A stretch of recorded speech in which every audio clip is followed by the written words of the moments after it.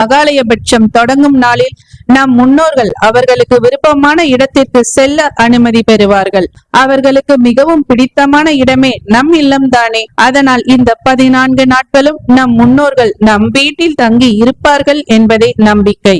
2025ஆம் ஆண்டில் மகாலயபட்சம் செப்டம்பர் 7ஆம் தேதி பௌர்ணமி நாளில் துவங்கி செப்டம்பர் 21ஆம் தேதி ஞாயிற்றுக்கிழமை மகாலய அமாவாசை வரை நீடிக்கும்.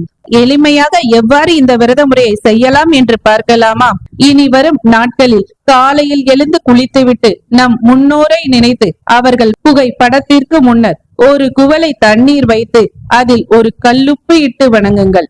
இதன் காரணம், என்னுடைய கஷ்டமும் கவலைகளும் இந்த கல்லுப்பை போல் உள்ளது. உங்களை நினைத்து அதை இந்த தண்ணீரில் விடுகிறேன்.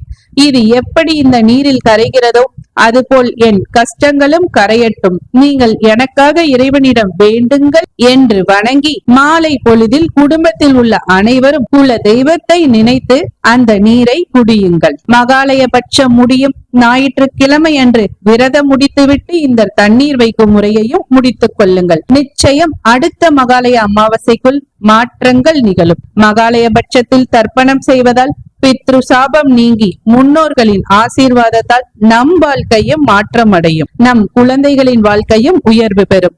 இந்த புனித காலத்தை தவறாமல் நாம் பயன்படுத்துவோம். உங்களுக்கு இந்த தகவல் பிடிச்சிருந்தது அப்படின்னா லைக் பண்ணுங்க, ஷேர் பண்ணுங்க. இதற்கு அடுத்தடுத்த நாட்களுக்கான தகவல்களுக்கு நம்மோட ஆன்மீக தகவல் சேனலை சப்ஸ்கிரைப் பண்ண மறக்காதீங்க. தேங்க்யூ.